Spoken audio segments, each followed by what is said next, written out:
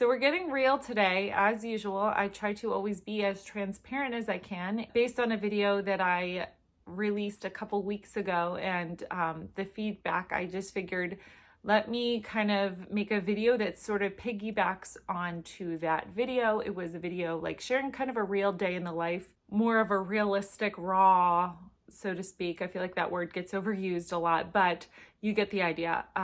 Realistic, not always the best curated, perfectly, lined up children in our school day. So with that, I wanted to make a video that kind of lumps everything together as far as strengths and weaknesses and what I'm working on. I'm not making this video as like self-deprecating, but I also don't want it just to be like list of accomplishments. I excel in things, and I think that we should recognize things that we're good at and not just be looking at the negatives and things we need to work on. But also knowing, hey, there's areas that I need to improve upon, ask the Lord for strength and for guidance and help me improve in this area. So the first one that comes to mind, and it encompasses homeschool, home, life, everything, every single thing is affected by this, is my time management. I am the worst. I have no sense at all of how things, so for example, I'll be like, okay, we have to be here by 12. And I'm like, oh, it won't, let me finish this. Let me finish that. It won't take very long to get dressed. And then before I knew it, I have vastly overestimated how much time I've had and underestimated how long things actually take. And so therefore it results in perpetual lateness, for lack of a better word, which my husband is always on time, always early. If he's on time, he considers that late. To me, I'm like, if I'm on time, I'm like, yes, I'm early. And as my kids are growing older and getting older, they have taken after my husband's side. And so they all want to be on time, and I do too. It is something that I do, but I've never put like that much pressure on myself. I'm like, it'll be fine. And so, but now that they're vocalizing, like that it stresses them out. This is something that I'm really, really trying to like be diligent about for all these things. I'm praying that the Lord will like help me and give me strength in this area. But also I have to do work myself. And so that I'm literally trying to retrain my brain. Like, okay, if I need to leave here if it starts at 12 and it takes 30 minutes to get there, and just like literally adding like 30 extra minutes of wiggle room. And I usually end up taking all of that because again, I don't know. I think you either have that in you or you don't.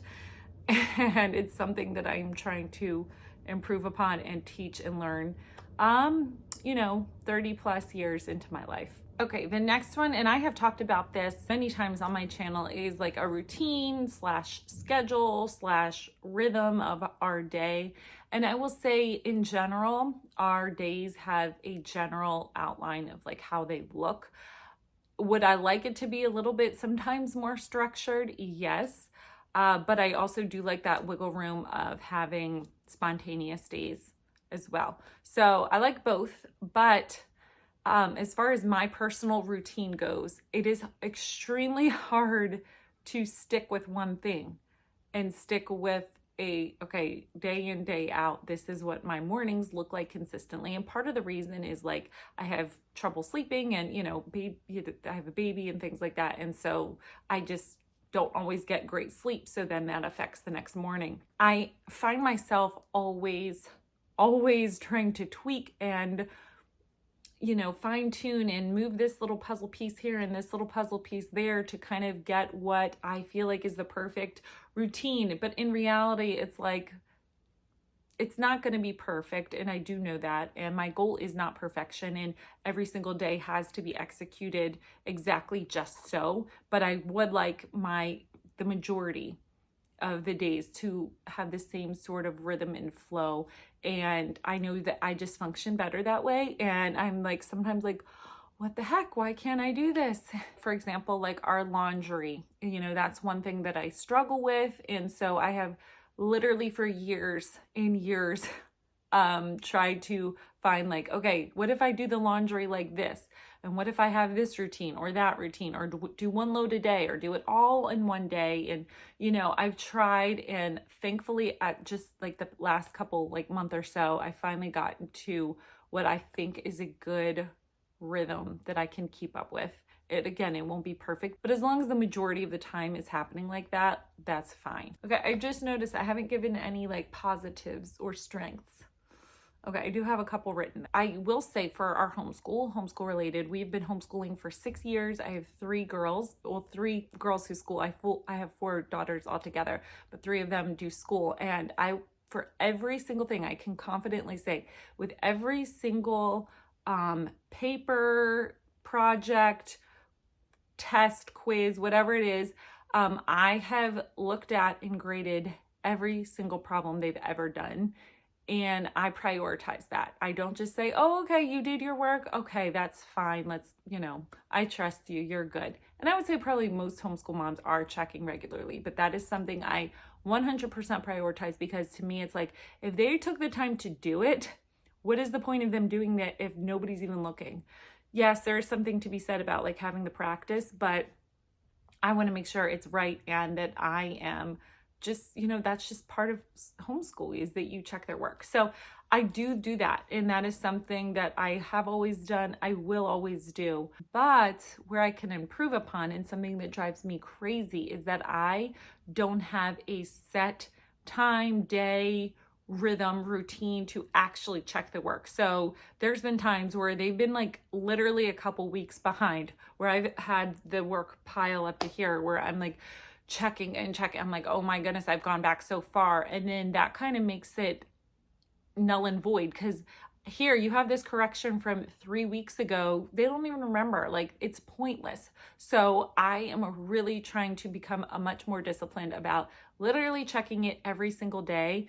And, and so that is something that I'm finally the past just couple weeks have become better at, but it's been not consistent the past couple years. Next is just like overall category of motherhood. I would say I'm very, very good about, I've always been about giving my children attention and affection. I always give them hugs and kisses. I always tell them I love them. They are always given compliments and things like that. Not that I always just boost their ego. I do tell them, hey, you need to work on this and things like that. I'm not trying to create little like narcissists or anything, but I do foster that. And I think that is very, very important. And that is something that when my children grow up, they can definitely say, yes, we were shown a love and affection and attention, and we're told we love you often. And that's something that's not awkward for them. It's something that's super natural. However, and I think probably most of you can agree to this, unless you're like one of those amazingly calm women, I do not always have the most patience. And that probably, most of you can probably attest to that too. It can be, especially when you're home with your kids all day and homeschooling and there's multiple children, you just have more probability, have more instances and chances of running into each other, bumping heads and things like that. Not only your children do, but you and your children. And so it's probably bound to happen. So that's something that I have just been praying about for years. And it's one of those things like, God, give me patience, but don't like have to make me go through the trial to get patience. Like, I just want the patience. Unfortunately, I don't think it works like that. And then I mentioned this in my New Year's intentions video, is to spend more one-on-one time with my kids, because I know that they like turn into different little people. Have you noticed that whenever you spend one-on-one time with your kids, they like are all, I don't know, I think they just really love that, and like it makes them feel special. And they are like, for my kids at least, they're always on their best behavior when it's just us, because they have no other siblings to argue or fight with or compete with, actually. And so that is something I'm trying to very much be more aware of, but sometimes it can be very hard. Okay, 2 more things. So the one thing is my use of, I'll back up.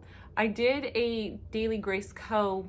Bible study like a year ago. It may have been even 2 years ago now at this point. And it was about your phone usage. And my goodness, like it left me with so many good nuggets of information and thoughts, but sometimes you don't always apply them exactly and execute them exactly how you want. So, it's basically talking about your phone usage and can you use your phone to glorify God? We tend to think of, oh, I'm on my phone, and it has this like negative connotation, and it doesn't need to. Like, there's ways we can use our phones to glorify God. Whether it is literally reading on your Bible app, texting Bible verses and words of encouragement to friends, or prayer and things like that, listening to podcasts that are helpful, and watching YouTube video. I watch YouTube videos and that help me with my homeschool, and I create YouTube videos to help people with their homeschool. And so there's so many aspects that the phone can be good and glorifying and edifying. Even social media, there's accounts that are very good and have been very inspirational to me and have really made a positive impact on my life. And so we can use our phones to receive help and then give it as well. So I just really like that idea, because I'm like, yes, like it doesn't have to just always be a negative. And there's nothing even wrong with, scrolling on social media for a little bit. I think it's when it crosses the line to, you're kind of putting it above everything else, putting it above time with God, putting it above spending time with your kids, not giving them the attention that they need because you're just looking down and you're not actually having eye contact and engaging. Those types of things is when it can, fall into a negative category. Okay, I'm editing this video and I realized I never really gave like a specific strength and weakness for what I was talking about. I kind of alluded to it, but I never really said it. So basically, for as far as like phone usage and things like that, I don't want to generalize, but I'm going to anyway. I think that most of us can agree that we might not always be utilizing our time on our phone the wisest, to put it lightly, right? So I'm trying to be cognizant of that, and making sure that when I am using my phone, it is for, like I said, positive things, glorifying God, edifying Him, edifying others, and being a blessing, and not just for selfish reasons. So that is something that I'm definitely aware of, and I do try to be, make that a priority. Not to say that I do that all the time, because I don't. I fail at that a lot of times. Another thing I try to be very consistent about is when I am in the same room as my children, I'm not on my phone, I'm not scrolling. If I'm using my phone, it's like to look something up, to look up a recipe, get directions, get a text from my husband or something like that. I'm not just like mindlessly on my phone. And if I'm not in the same room with them, if I'm on my phone or my iPad or whatever, and they come in and they want to talk to me, and it happens all the time, I make sure I completely set down any device that I have. I don't just, answer them looking, yeah, sure, or even just like holding my device, but okay, because I completely put it down, because it shows like, this is not as important. You are the priority. You are the most important. And so I'm pretty much like 100% of the time I do that. So, where there's things to grow with, which I absolutely do, and I'm still always giving that to the Lord, but there's definitely areas that I feel like I am doing well in, and just something to consider when you are considering like phone usage and things like that. You might already be well aware of this, and I'm saying nothing new, but it was just something to just, that I just felt like I wanted to share and to bring to light. I'll just wrap up with that last thing of saying that the phone usage, you can delete all the apps you want, delete social media, do all of this, but that doesn't change the heart issue. The reason we could be using on our phones and using that as kind of like an outlet is we're avoiding things / we are putting our focus and our worth in other things besides Christ. And then lastly, my last thing is, I have grown up and I've been a Christian my whole life. I have gone to a Christian school. I grew up, honestly, surrounded by only Christians. My dad was a pastor and went to Christian school, Awanas, mission trips, summer camps, anything, you name it, I've been there and I've done it. And while I have a lot of biblical knowledge, There's a lot that I still don't know, and I'm like, what? How did I not know that after all these years? But while I do have a lot of biblical knowledge, I didn't really receive a lot of apologetics. So I am trying to learn that now. So I have it for myself, but not only that, but to teach my children. And I'm going to make a video on this coming up about things that I wish kind of I had looking back, and that I want my children to have and know going forward. And that is one of them. I have been deep into my apologetics dive for the past like 6 or 7 months. And that is just something that I'm going to continue to learn and seek out information and read about and teach my children for the next coming years, especially in today's world. We need it now more than ever. So I don't know that that's a weakness so much. Like, I couldn't really help that when I was taught growing up, but it is something that I want to continue and something that I want to improve upon and widen my knowledge and expand my knowledge on the topic. So my list is going to look different from your list, although there's probably maybe 1 or 2 things that rang a bell with you and resonated, and you were like, oh yeah, I kind of struggle with that too. And we all have things that are strengths and weaknesses, and that's the beauty of life, as cliche and cheesy as that sounds. But the point is that we all fail. We are all going to fail at some point or another, and that's okay. And so making sure that when we do fail and we do mess up, because we will all the time, that we acknowledge it and that we share our shortcomings with our children too, because they see them. They're not blind. They're not like, what, you're perfect? No, they know that we have faults and flaws.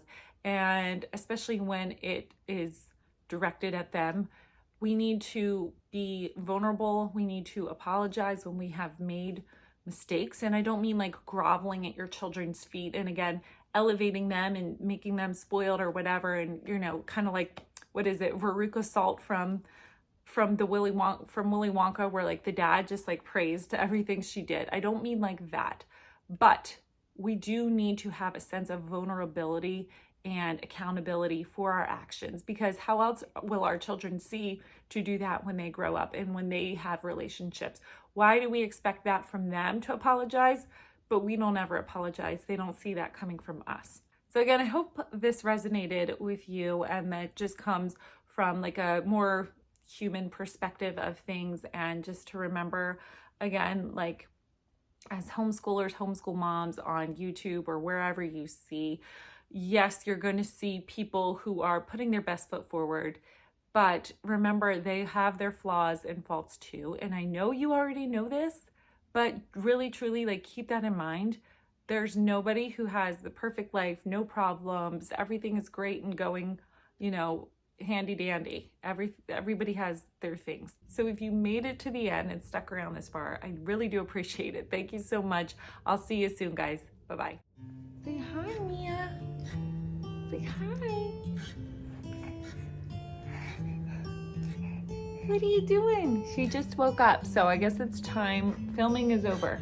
Yeah. You're like, we're done, Mom. I'm up. I'm awake. You're finished. Huh. Are you so sweet? Yes, you are.